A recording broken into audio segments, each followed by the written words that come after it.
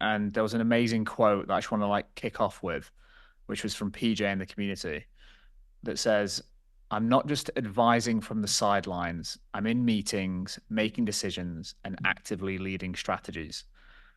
And I think what that triggers for me in terms of like the difference between a consultant and a fractional, because I've been and am both. Welcome to Infraction, the podcast where we unpack everything that we're learning from building the go-to resource for all things fractional.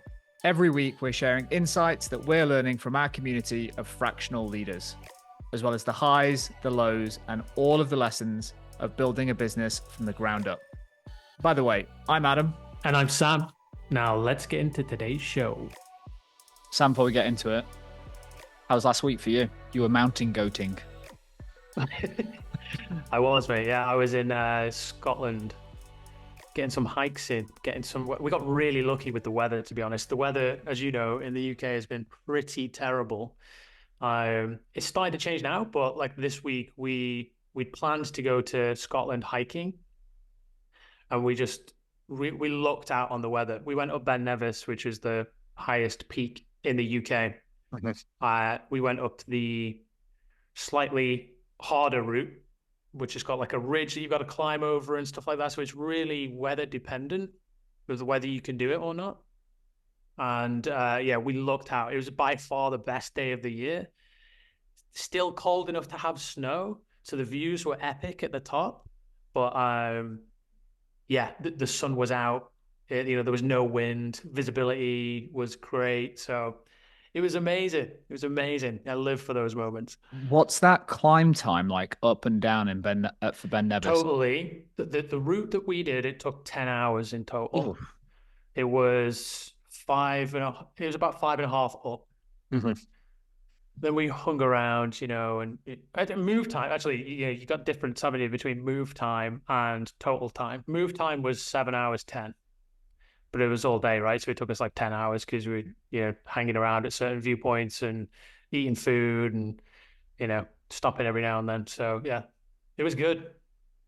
Such a place up there, man. We've not really been up there too much. We mostly go to Wales, North Wales, but hammered that area now. So it was really good to get into Scotland and see some of the Highlands there because, yeah, it's an incredible place. Cool. So what about you? What have you been doing? Mate, this week's been a bit of a whirlwind, actually. So, Wednesday, where am I? What day is it? It's Sunday. Yeah, that's right. It's Sunday It's right now. Sunday. Yeah. So, busy week on events, really. So, had the pleasure of like moderating a panel with a company called Validify. So there's a bunch of like retailers, like D2C slash, I guess, omni-channel retailers in the room. Had two guys on the panel. On the first panel, which were wonderful. A guy called Dave Morrissey, who's just awesome. All things TikTok. He's one of the guys that runs that TikTok platform in the UK. And then a guy called Max, who runs an attribution platform called Claw. So really fun conversation around like acquisition and attribution. And the second part of that panel was around like CLV, so customer lifetime value, with a guy called Valentine. Really enjoyed that. I think I always underestimate like how much energy it takes out of you to actually like moderate a panel and like be on all the time. What are you thinking about when that's going on? Like in that position? It's a good question. I think if like a couple of years back, I was always thinking of the next question and like being present. And it's really easy to like get a bunch of questions. It kind of reminds me of like not to throw shade, but like there's a podcast called the Entrepreneur on Fire podcast. And I just remember like he used to have like an episode every day and it was the same like 5, 6 questions. Like it was just like, yeah, that's old school, that podcast there. Yeah, it is. So it was like, I used to enjoy it. And then I kind of was like, actually just getting like, it's really easy to just ask a question and get an answer, ask a question, get an answer. And I realized that when you do that as well, I don't really get much out of it myself, selfishly. I'm like, I get this opportunity to like moderate a bunch of this stuff now, which is fun. It actually comes off the back of doing podcasts. So a couple of years ago, it's like I would be thinking of the next question, irrespective of like what comes out their mouth. Yeah. Whereas like now, what I'm thinking of is like what they're actually talking about and trying to make sense of it. and being willing to have like pauses and gaps and just hold the space a little bit and go, Dave, I have no idea what that means. Can you unpack that? And I've realized it's actually, because I had some really fantastic comments off the back of it, which I enjoyed. Um, which was like, you're asking the questions that I was thinking. And I'm like, okay, if I'm thinking it, someone in the audience will be thinking it too. So it's just now it's less of like trying to ask the perfect question and just trying to have an enjoyable conversation. And I suppose that's where like being naturally curious anyway is a benefit, right? yeah, naturally curious, I think is a good way of framing it. But it's really hard to, it's still definitely a work in progress. I really respect those sort of like moderators or interviewers that can hold a conversation, be really present, and I guess like articulate what they're thinking, but also not try and sound too. I think I slip into this actually sometimes, which is like I'm trying to sound smart when asking a question compared to just asking it in a simple way. So that's what I'm like trying to navigate at the moment. But at the moment, it's like enjoying the conversation and being present and using it as much for my enjoyment and learning as it is the audience. And I think if you hold that framing, it comes across much better generally. Right. Yeah, so I did Nice. that. So it was like moderate panels Wednesday, um, and then just like worky bits. It's been a bit of a heavy worky week. And then Thursday night was another event. So we had like 12 to 15 like e-com D2C brands in a room. We were hosting a dinner with a couple of partners, which I love. But again, like I'm like the moderator or compare for the evening. So it's kind of like having to like keep the conversation going. And we've got some like nice rules of the game, which is like we try and hold the room to like one conversation, unpack it together and bits like that, which is actually really challenging because it's like when people break out into like interesting conversation on their own, you don't want to act like a headmaster and go, excuse me, everyone. Can you stop uh, speaking now? yeah, exactly. Can you guys Your stop turn. building a relationship? You're meant to be focusing on the topic that I've tabled. So again, like navigating that, but it's been a really, really enjoyable week. Um, I think it's just highlighted to me actually that one of the skill that it's a skill that I really want to work on is like just becoming like uh, brilliant moderator, communicator, articulate podcaster, interviewer, all that good stuff. So I'm going to lean into the craft a little bit compared to just using like my natural curiosity and just being willing to jump and talk with anyone, trying to just craft the skill a little bit more. So that's been my week, mate. Well, knowing you for like the past however many years we've known each other now, it's one thing that I've seen you've been doing more and more of, and Mm. it is I consider it as one of your superpowers really, which is you're just great with people generally. I appreciate that. People so yeah, no, it's true though. Like you have like a really good energy in a room, and you're able to sort of bring people together. So I think you sort of naturally find yourself in a position where you are moderating a conversation quite often, it seems to me anyway. Uh, so yeah, I think you're leaning into it, but also as well, like some of that just comes naturally to you, right? So um, don't try and game it too much, man. I That would be my agree. advice to you. No, I agree with that, but I think I'm also like doing a lot of reading at the moment around like Kobe Bryant and Michael Jordan. I'm just obsessed with those two guys at the moment in terms of they had like a natural ability, but focus on their craft relentlessly Yeah, to get better. Probably one for another conversation because I could probably go down a rabbit hole around that. But yeah, let me use that as a jumping off point when you say actually like bringing people together. We brought people together recently. The infraction community joined our first infraction session. Do you want to set the scene as to what the topic was? And I guess like how we structure these sessions. yeah. So I suppose let's back up a little bit. It seems as this is the first podcast, and we've chit chatted for a little bit. So, um,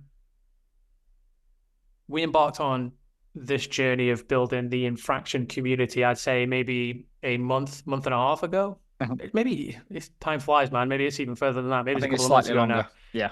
We wanted to bring together a group of fractionals to join to build a community. Essentially, I'm stumbling my words a little bit here, but to essentially build a community of people like us, so that we can all learn from each other, share, grow.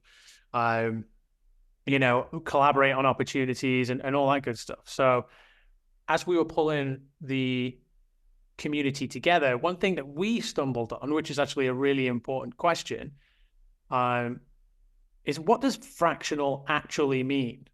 Right. So when fractional is a relatively new term. It's definitely increased in popularity over the last 3 years, massively. And I think probably pandemic has probably had something to do with that. And the shift towards remote work and hybrid work, and I suppose just companies being more flexible, definitely shifted towards looking at different ways to hire, essentially. And one of the things that we came across during the beginning of this was, what does fractional actually mean, and what differs it from like just freelancing, being a contractor, being a consultant? With consultants probably the most close comparison. So we had to sort of figure that out, because as me and you both like to say, because of another podcast that we listened to, My First Million, words mean things, right? So if we're using the term fractional, what do we mean by that? Yeah. And what do we want to, when we're championing the fractional movement with Infraction, in the future we'll be building our Infraction platform. Right now we're focusing on community, but what do we want to champion by using the term fractional? And we wanted to bring that to the group, right? So we got our first cohort together. So the first cohort of awesome Infraction, of the Infraction community, and we tabled that as the discussion. So the session was, what does it mean to be fractional versus being a consultant? So hopefully I've laid that up a little bit for you there. I don't know if you want to jump off at that point. I think that's like the closest thing that we need to work out, or we needed to work out around this. What's the difference between a fractional and a consultant? Because like you say, they are the closest comparisons in terms of how people maybe like interchange those words. And we were like, are they interchangeable? What's the difference? So we tabled it with the community, and there was an amazing quote that I just want to like kick off with, which was from PJ in the community, that says, I'm not just advising from the sidelines. I'm in meetings, making decisions, and actively leading strategies. And I think what that triggers for me in terms of like the difference between a consultant and a fractional, because I've been and am both. I'm like, as a consultant, we tend to get brought in for a very discrete project, and there is a need within the business, and often we have like one point of contact into that business. Like someone has gone, we need help to solve X. They go to market, they find a consultant to help them that has expertise in that area, and that consultant sort of attaches themselves to the business via that one person to try and solve that problem. And it might be an agency or a consultancy with multiple people, but they tend to go in to solve a very discrete, specific problem in the business.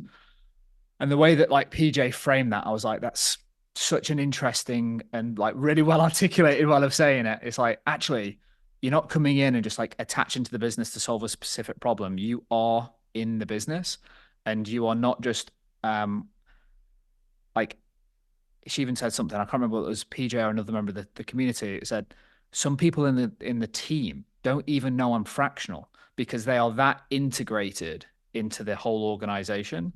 So I guess the first definition that was Janika. Yeah. Janika said that. So she was like, the point that she was making is that the people that she works with externally from inside that business don't know that she's fractional. So it's an internal, for her and the rest of the senior leadership team.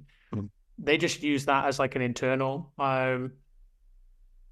description. So she's a fractional CMO.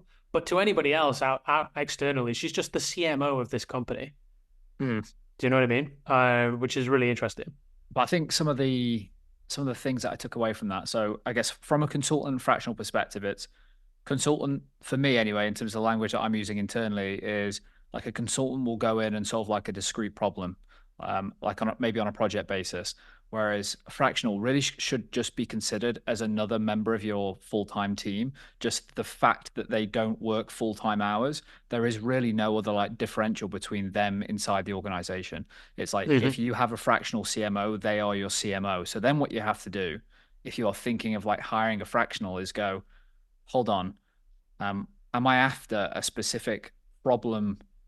Am I trying to solve a specific problem in the business for a moment in time? Or am I actually just looking for like leadership within the organization? Like, is there a role that needs to be filled? And then I guess that's the question that brands or businesses need to focus on, whether they need a consultant or a fractional. That was like my first. So if we had to kind of think of a decision tree to help people understand and go, do you need someone fractional or do you need a consultant? I think that was my first takeaway, which is there a specific problem that you're trying to solve, or actually is there a leadership requirement within the business? But just to jump off there, just for a second, we kind of came out of that session with three distinct, I suppose, differentiators from Mm-hmm. being a fractional, and you just nailed the first one, right? So integration and leadership was the first one. And like you just mentioned, it's really about embedding as part of the team. It's not like being a consultant where you're brought in to solve a specific problem, work with one or two people on a tactic or executing a strategy, and you're sort of like treated as an external advisor and person that's going to execute on stuff. Um, it's really about being fractional is really about being integrated with the team at a leadership level. Leading strategy, being responsible for leading strategies, but also the outcome, right? Yeah, and I'm just flicking over here, and I'm like, I saw that quote from Anita. She says, like, as a decision maker, autonomy and trust are inseparable. I was like, that's interesting. So it's not just about the leadership requirement in the team, it's giving that person the same level of autonomy within the business as they would if they were your FTE, your full-time employee, as your CMO. I thought that was like such a good build, and I can't remember who it was, and also I'm not sure if we've got permission to share it exactly, but one of our members of the Infraction community actually fired their client because they were like, hold on, they came in one day and roles that reported directly into them as the fractional CMO had been let go. Like there'd been some changes within her department. And she was like, no, no, no, that's not how this works. I'm not a consultant. These are my direct reports. You have to consult me. So this clearly isn't a fit. Some expectations have not been managed along that journey. You think I'm a consultant, and I don't believe I'm that. I'm a team member. I've built relationships. I've requested that you've given me this level of autonomy to run my team. And I think that's such an important, small but important note to make, which is when you hire a fractional leader, you have to onboard them the same way you would do as if they were an FTE in the business and give them that same level of autonomy. And I think that's really hard for a lot of businesses to get their head around, which is, hold on, how can I hire someone who's not in the business full time and give them that level of autonomy? But you need to, because what you're really hiring them for is their experience. And I can't remember if we covered this on the first one, Sam, but maybe I'm treading over old ground in our like mini intro episode when we were talking about it. It's like the reason that people hire these fractional leaders is often they want to benefit from the strategic advice and experience, but they either don't have the resources or don't warrant having someone in the business full time. And I think Right. that's really important that if you are hiring that person, it's kind of like if you hire someone to do the job, you have to just let them get on and do the job. And that onboarding piece kept coming up in this discussion with I guess this first group, which was I needed to be onboarded really effectively into this business. And Sam, keep me honest here. I can't remember who made this point, but it was they're often onboarded via like the senior leadership team. Maybe the CEO is saying, "Hey, this is our new CMO. He is fractional, but for all intents and purposes, they will be involved in every senior leadership decision. There will be direct reports that lead into them, and no decisions to be made across their function without them being in the room." And I thought having it from like a top-down directive is such an important Yeah. way to get the rest of the senior leadership team to understand the weight of that role and not just consider them as a consultant. Yeah, that was 100%.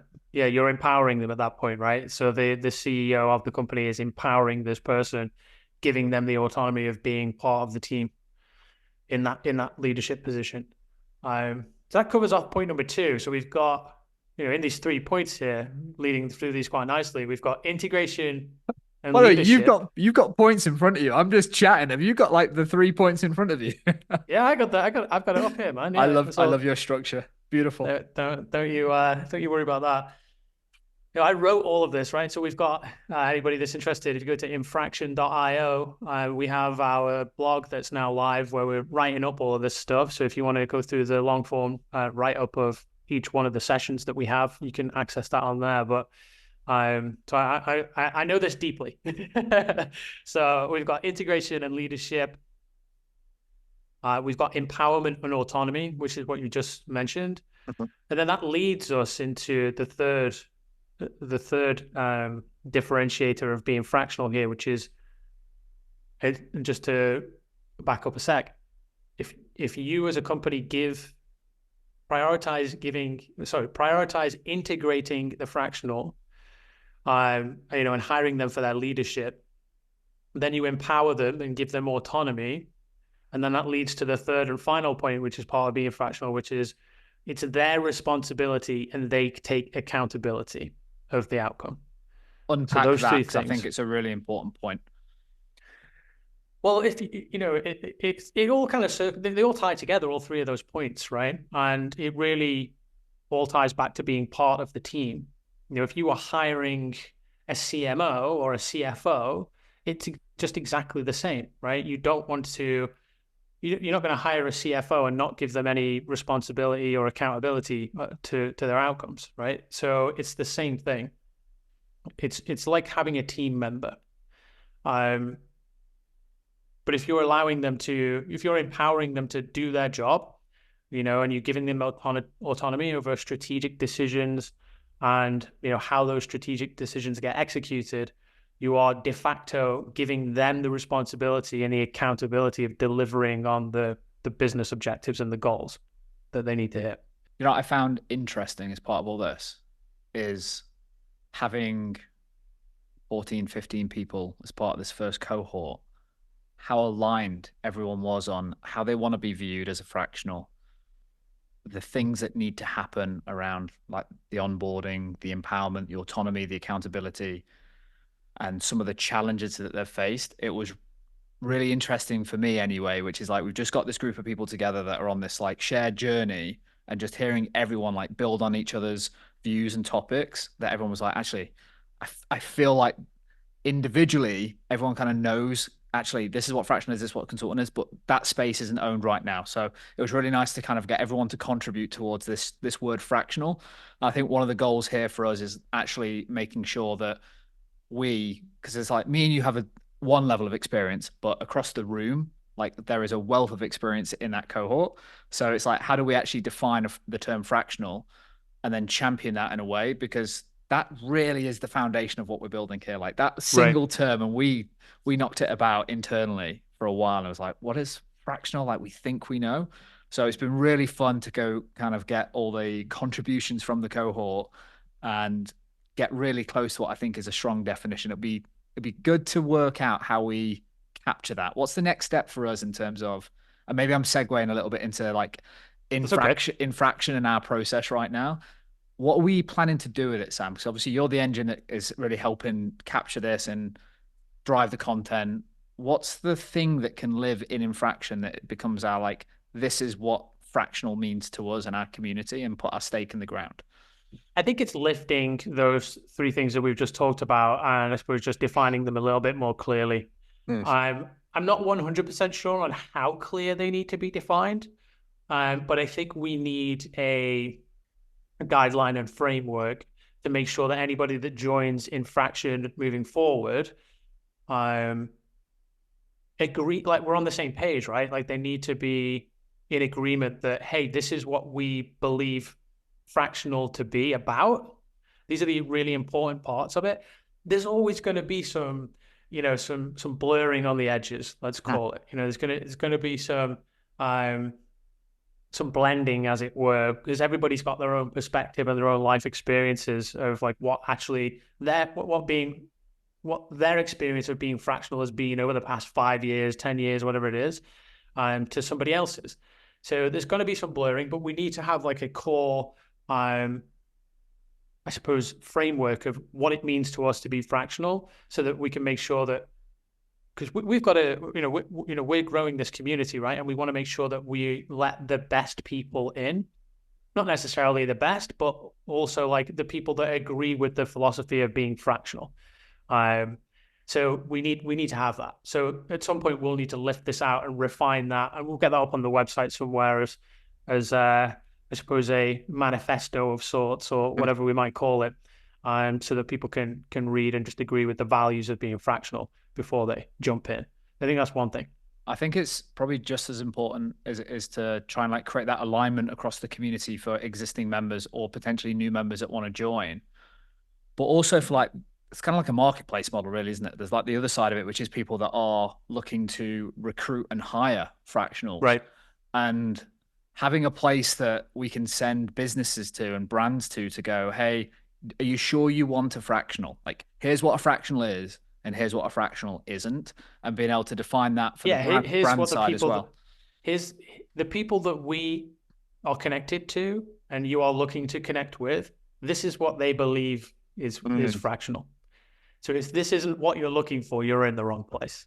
100%. You know, something like that is just going to nurture a lot of alignment, which is, I think, really key for something like this, where it's an emerging term trend. It's really interesting, actually. So I was digging around on LinkedIn Friday, and I was just typing in fractional in regards to like hashtags or whatever, just seeing what the conversation was. And there was an interesting post.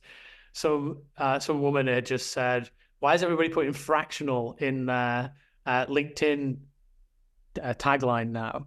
Is this just like a new trend that everybody's jumping on?" Like, she has no idea what being a fractional means. And there was I think that post blew up. She did not expect it to blow up so much because everybody that's fractional was jumping on it and like not being aggressive or combative or anything like that, but trying to explain to her the difference. Mm-hmm. And there's some great people on there that were sharing some really, really awesome opinions. Paul Mills being one of them. I know he's a leader and a thought leader in the fractional space. So it'd be great to speak to him at some point and get him on the podcast if he's game. But yeah, he had a lot to say in there, and it was a really interesting conversation. I dropped that in the community, and a few people commented on it. But it was, PJ said in the community, "I'm glad that we've spent the time defining what it means to us, so that we have alignment and something to refer to." Yeah. And if somebody does ask these questions in the future, it's like, hey, this is what it means. It's clear, it's straightforward. Signpost it over to somewhere else. Yeah, completely. I think there's that also. I can't remember whether we spoke about it before on the mics or not on that little trailer or internally in the community, but it's kind of like that buzzword right now, isn't it? It's like, take it a few years back and like entrepreneur and CEO, it was very easy for people to put that into their LinkedIn profiles or wherever they wanted to do, because you could just grab that title and it was the flavor of the year in terms of the movement and what's going on. I think one of the things that we've got to work out is actually, from a fractional leadership perspective, like being a CMO, you can't just go from like a marketing manager into a fractional CMO. There's actually experience that is baked into that CMO title, and working out actually what is the relevant experience and how do we make sure that the people that are joining the community, and don't get me wrong, there can be there's other roles that can be fractional, but it seems to be at the moment quite easy for someone to self-promote themselves. And I mean promote not as in like awareness, but to physically promote themselves from like a marketing manager to going into a freelance role and then saying, I'm now a fractional CMO. And I guess the reason I'm sharing that is the people that we're hanging out with, and I've just been like so impressed, and like it's just been wonderful conversations where I'm like, cool, I get to hang out with really smart people and learn. They all have like a wealth of experience across their disciplines, like whether it's a CMO, a CFO, we've got COOs in there. It's like these professionals have done this role in a full-time gig and have kind of like sharpened their tools in this craft, and now they are fractional. They're not just saying, actually, I kind of now want to be a CMO. I'm going to go freelance and now I'm going to call myself a CMO and I work in this fractional space. I think that's one of the things that we're going to have to try and like navigate and work that through. I don't have an answer for it now, by the way. That's going to be a tough one. That's going to be a tough one for us to navigate. And I think with any community that gets built, and you are trying to qualify new members to a degree, which I feel like we have to for the integrity of the community. 100%. That's going to be a challenge. It's going to be something that we need to figure out for sure. Yeah, agree. And I think because of the subjective nature of it as well, I think Right. we have a responsibility to build very clear guide rails that makes it clear for any community member as to like who we are, what we stand for in our process. So it doesn't just feel like, nah, this person's not, nah, yeah, that person coming. Like Yeah, you right. know what I Yeah. mean? We have to actually like build that out. This probably gives us like a good segue because one thing that we discuss that we want to do on the pod is like take these sessions. And I'm actually just looking now. What's our next session that we're doing, Sam? The next session, we do these sessions every 2 weeks with the community. Next Yeah, session we got one is coming up on Wednesday. which is how are we most effectively finding our ideal clients? So I think the way that we're structuring the sessions at the moment is kind of going like top down or bottom up. What's the right way of thinking about it? Customer journey focus. Let's go with that. Like defining what the fractional means, and then actually like how are we finding clients? How do we then manage their expectations and do onboarding?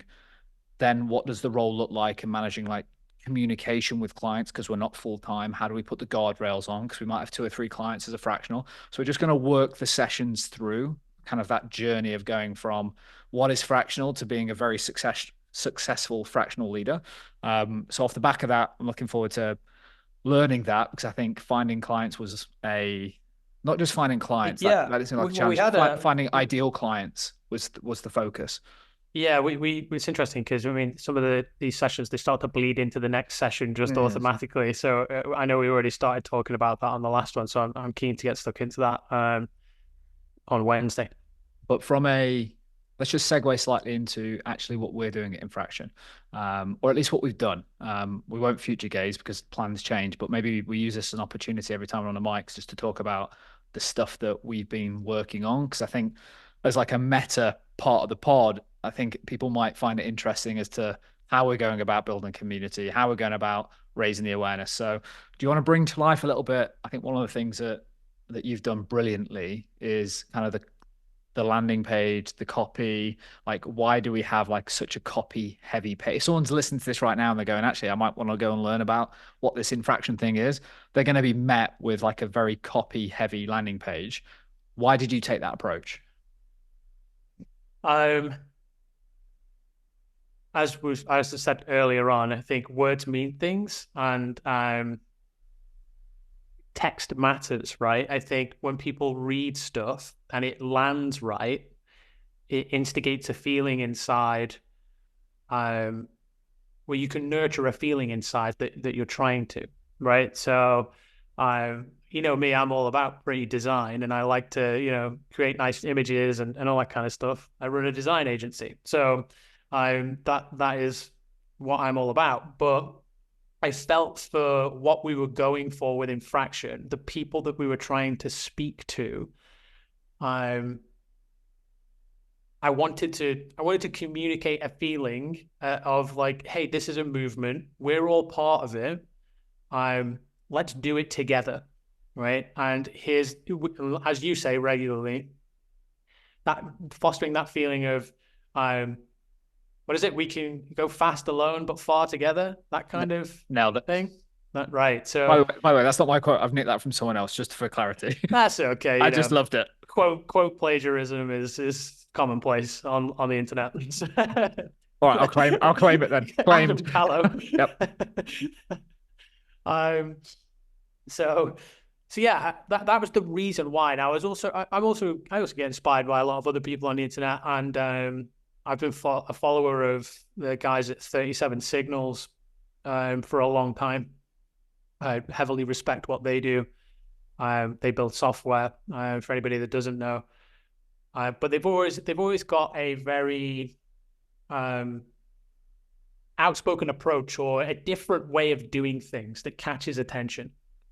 And they recently released a new product called Wants. You can check that out, wants.com. And that was one of the main parts of inspiration. I love what they did there. This is the landing page. Just it's essentially a letter from the founder saying, this is what we're building.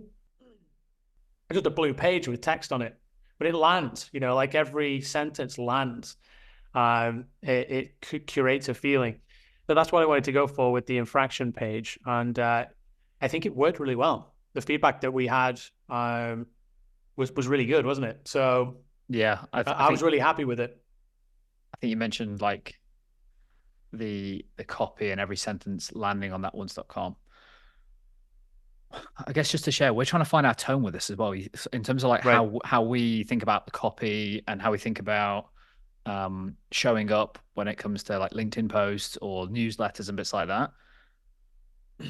That stuff's easier, by the way. So LinkedIn posts is easier for me personally. I find LinkedIn post writing relatively straightforward. Newsletters is straightforward. The hard thing that I've found so far is writing the blog/article write-ups of the sessions that we've had. So we had that initial session, and then I wrote a piece to go onto the blog. I've not found my tone with that yet. It feels a little bit too journalistic, and I want it to feel more personal. But it's interesting is because I'm writing it from a perspective of, hey, this stuff is happening. So it's you're kind of like a third party removed from, yeah, there's like a third party perspective, third party journalistic perspective reporting on something that's happening. Whereas I think what it needs to move to is a first person perspective, should I say. So hey, we had the session, this came out, I really liked this piece, this part of the discussion. I don't know, but that's gonna take time, right? Yeah, 100%. By the way, the way that you just framed that kind of triggered something on my side that happened last week. The I was doing those panels as we covered off at the top of the show, and I had like those two panels. And off the back of that, I then wrote, "Hey, here's my 8 takeaways from those panel discussions." And maybe we just take like a lens like that, which is we kind of go like, here was the topic of conversation, here's some of the things that were covered, and maybe me and you go, actually, here's like mine or yours or collectively our takeaways and what we learned from it, to allow us to like shift it to that like, hey, we were actually part of this conversation. We weren't just like a fly on the wall, and Right, just like right. report. We weren't just like given a Zoom recording and going like create a blog post about that. We were in there, and then maybe just sharing some of our key takeaways from it, as well as potentially like going into them, which is, I guess, would be my responsibility in terms of like the objective of the session. So like, hey, we went into this session to try and share, unpack, and get alignment on this topic because of these reasons. Here's what the conversation orientated around. Here's some of the comments that were said, and then maybe we wrap up with like our takeaways from it. That might be a way to. So what I want it to do, same as you, the way that we communicate like this, I kind of want this, the tone of the pod, the newsletter, and everything like that has to kind of come together. And I think If we're trying to change the tone, me and you communicate in this way all the time, and if we're Mhm. trying to change that, that's not going to be something that either of us are going to find fun to do. Correct. Yeah, But the correct. interesting thing is, I think with the blog stuff and the sort of like the longer form articles to go on the website is in the back of my mind, I'm also thinking about SEO. Like, how does this? How does this need to be phrased from an SEO perspective? Because obviously we want to. Well, we're already starting our SEO strategy. We need to bring people to the site. So there's multiple factors that kind of change the way that you might write something Mhm. and stop you from doing it as naturally as you usually would. Because I've written things in the past, and people say that they quite like my writing when I'm just writing my thoughts down because it's quick, it's clear, it's to the point, and there's no fluff. But that's not necessarily the best for SEO, right? It's not necessarily going to be the best way to bring traffic to the site. So I don't know. That's something that we need to figure out. I know we're working with Kev, hopefully at some point soon, who's a member of the Infraction community, who Yep. Shame. specializes in SEO. So hopefully he can help us out. Yep. 100%. It's gonna be an interesting one to navigate, but like you say, we can't.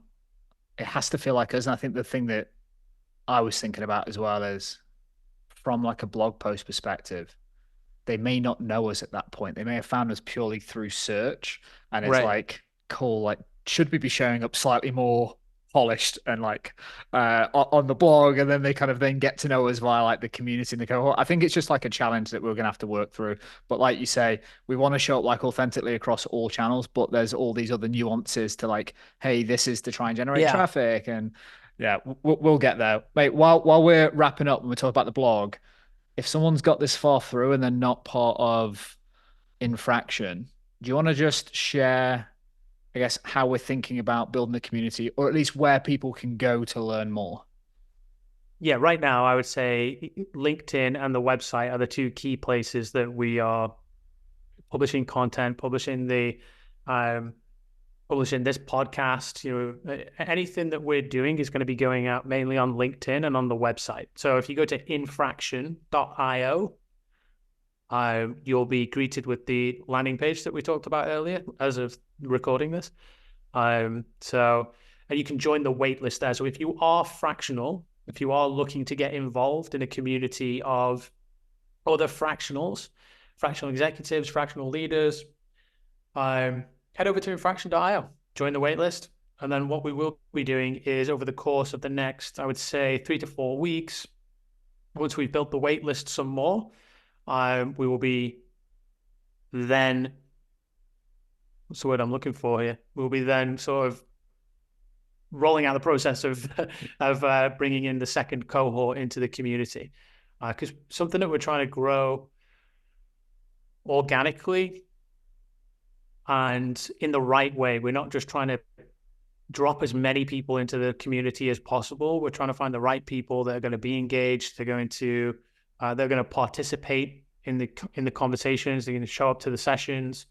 To commitment on that side, right? If you want to be part of this, but everybody that's been involved so far has done an amazing job.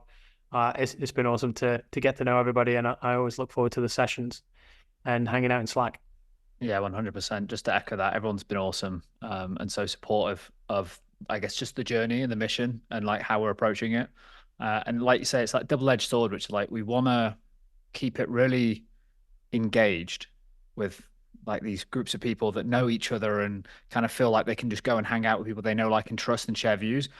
But on the flip side of it, having more people to have an input on a topic is also valuable. And it's like that Right. double-edged sword of like, how do we navigate that? But we'll work it out. We probably won't get it perfect, but we'll probably do some learnings. And hopefully what we've done already is with the existing kind of cohort is built up enough trust in those guys and girls that they go, actually, guys, what's that approach? Why are we doing this? And kind of like build it collaboratively. And I think that's the power of like having a really great community straight off the bat. So we're leaning into that. It's probably an opportunity to say thank you to everyone that's in Fraction right now, for the support and the contributions. Sam, any final words? Actually, I've just said any final words, but I'll just drop one thing in, which is all the stuff that you've mentioned, like the Infraction website, the blog post, as well as LinkedIn. They will be linked below this podcast, wherever you're listening to it. So go and hit those links. And I guess as a minimum, do us a favor and hit subscribe on this podcast, leave it a review. First 4 to 6 weeks of any new pod. Absolute shameless plug to wrap up, by the way. So if you have got this far in, just pause it and do it You're for in. us. You're Yeah, already in. yeah, you're in. Just subscribe, rate, review, all that good stuff. It helps other people discover the pod, so I'd appreciate it. That's my shameless ending to the pod, Sam. Have you got anything shameless, or are you going to put a nice little bow on this? No more shame from me today. Mate, it's always a pleasure to hang out. I'll catch you soon. All right, man.